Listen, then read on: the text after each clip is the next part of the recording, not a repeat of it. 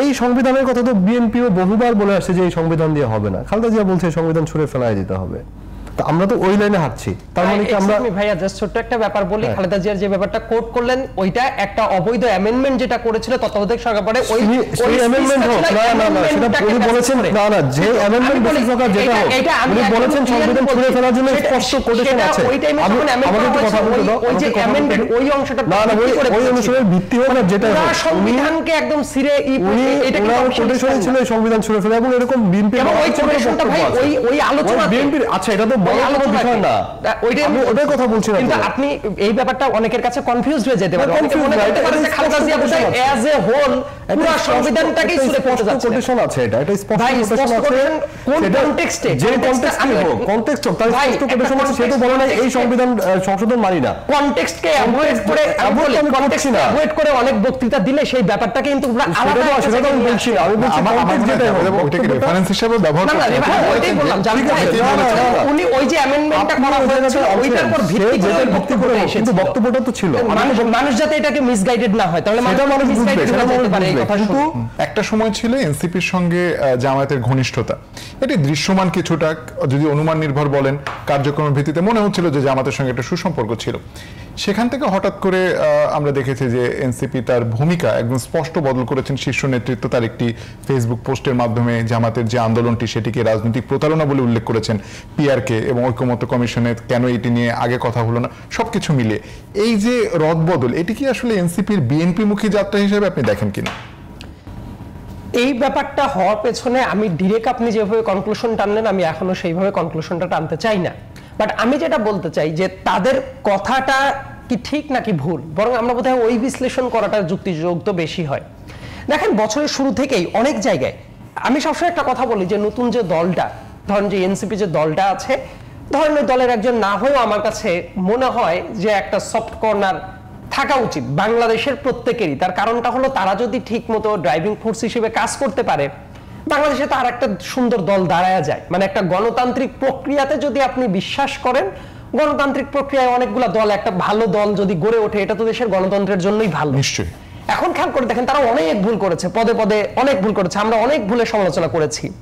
যেমন আমার মনে পড়ে এই 2025 সালেরই ফেব্রুয়ারি মাসের দিকে আমি একদম স্ট্রেট ফরওয়ার্ড একটা শোতে গিয়ে নাহিদ ইসলামের একটি স্ট্যাটাসের খুবই চুলচেরা বিশ্লেষণ করে সমালোচনা করেছিলাম যে একই কথা বিএনপির মহাসচিব যখন বলছে সে ওইটাকে নিয়ে স্ট্যাটাস দিচ্ছে, বিবিসিতে ইন্টারভিউ দিচ্ছে, আরো কয়েকটা জায়গায় কথা বলছে, কিন্তু সেম কথাটা জামাত কয়েকবার করে বলার পরেও সে ওইটাকে টার্গেটও করে নাই।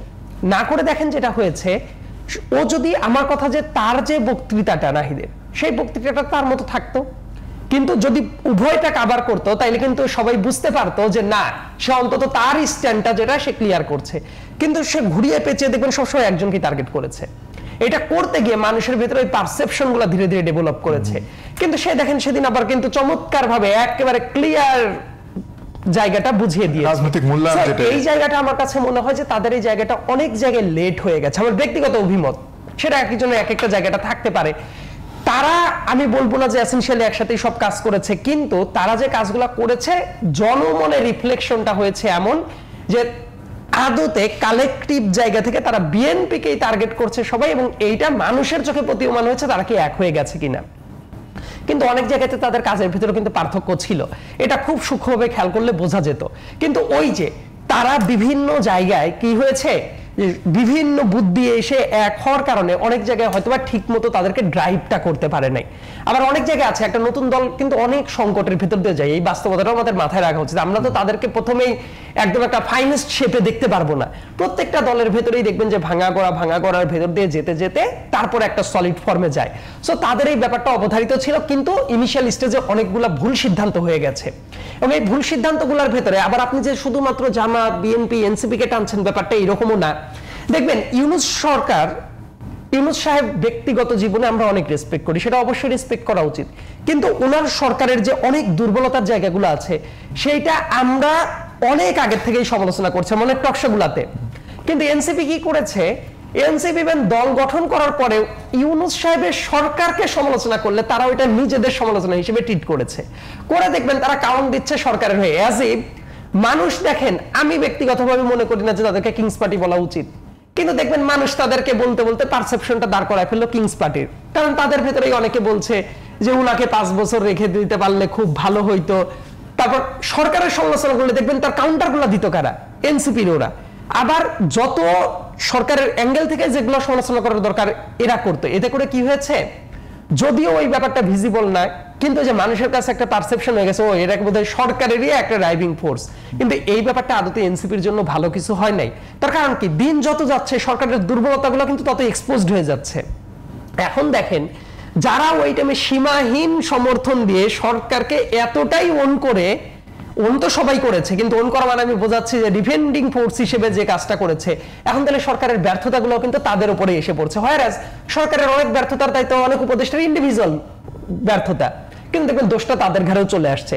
সো এই পারসেপশন ডেভেলপমেন্টের জায়গাটাতে তাদের কন্ট্রিবিউশনটা ছিল। কিন্তু আমি এখনো মনে করি, আমি এতটা নৈরাশ্যবাদী না যে এই তো সে সমর্থনকেই ভাঙা করার ভেতর দিয়ে তো চলবে, বরং আমি এখনো চাই যে এখনো অনেক সময় আছে সেই জায়গাটা অনুধাবন করে তারা তাদের নিজেদের রাজনীতিটা দাঁড় করাক, কি করলে তারা রাজনীতিতে টিকে থাকতে পারবে, একটা ভালো ফোর্স হিসেবে দাঁড়ানো যাবে, সেই চিন্তাটা আমার মনে হয় যে তারা এখনো করে, এবং সেটাই তারা করুক। এবং ওই বলয়গুলোর বাইরে গিয়ে যাতে করে মানুষ মনে করে যে না, এই দলটা একটা দল, এটা অন্য কারো মানে কামলা খেটে দেওয়ার জন্য মাঠে নামে নাই, বরং এটা যদি দাঁড়িয়ে যাইতে পারে তাহলে চিন্তা করেন বাংলাদেশের জন্য একটা ভালো ভবিষ্যৎ আছে। কারণ কি, অন্য একটা দল পতিত স্বৈরাচারকে আপনি কি জোর করে কোনোদিন কাগজে কলমে কোনো দলকে কোনো কিছুকে আটকায় রাখা যায় না, বরং এই জায়গায় যদি সেই অপশনগুলো তৈরি হয় তখনই ধীরে ধীরে মানুষ কি করবে যে এই সিস্টেমের সাথে অভ্যস্ত হয়ে যাবে।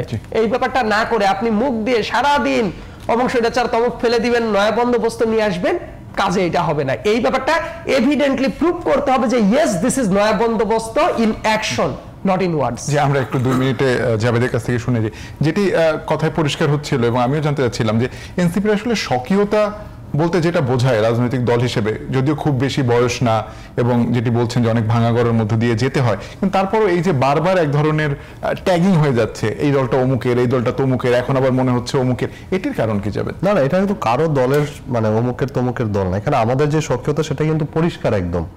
আপনি যদি দেখেন এই পুরো সংস্কার প্রক্রিয়াটা কারা লিড দিয়ে নিয়ে আসছে এই পর্যন্ত, এটা কিন্তু এনসিপি। এনসিপি না থাকলে এই ঐক্যমত্য কমিশন বলেন, জুলাই সনদ বলেন, কোনো কিছুই হতো না।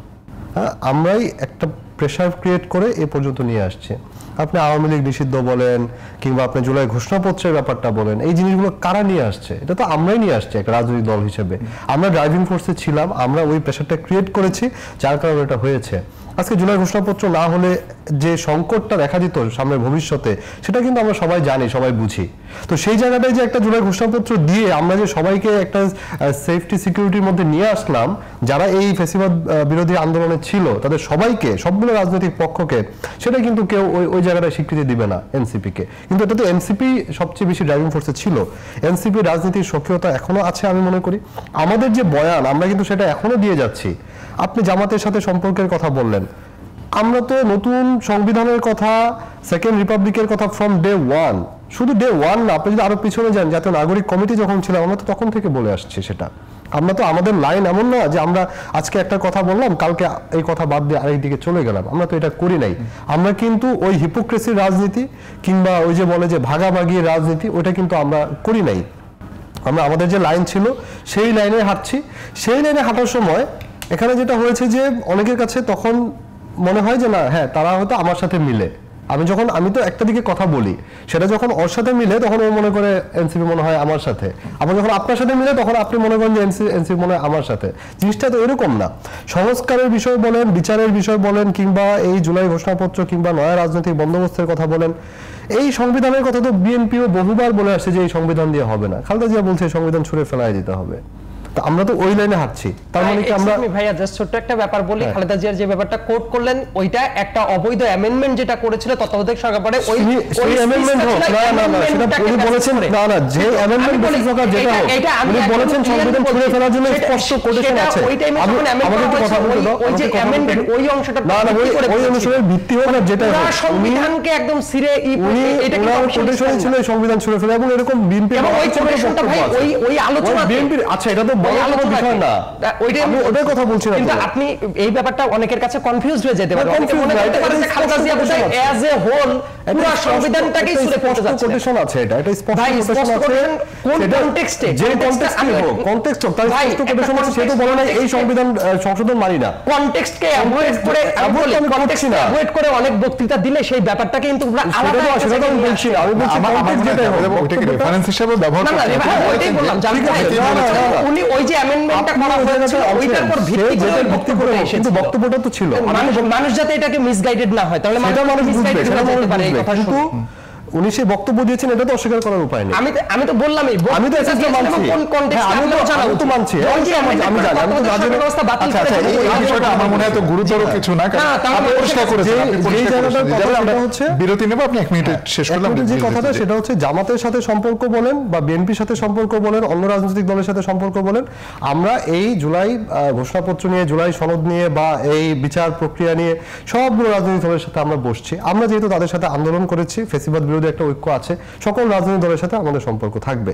আমরা এই জুলাই সনদ নিয়ে ঐকমত্য কমিশনের ভিতরে বাইরে সবগুলো রাজনৈতিক দলের সাথে বসছি। বিএনপির সাথে আমাদের কথা হয়েছে, জামাতের সাথেও কথা হয়েছে। এখন ওই যে জিনিসটা চলে আসে যার যার স্বার্থের ব্যাপার, তখন আমার সাথে মিললে হ্যাঁ আমি ভালো, কিন্তু যখন মিলে না তখন আমি খারাপ হয়ে যাই।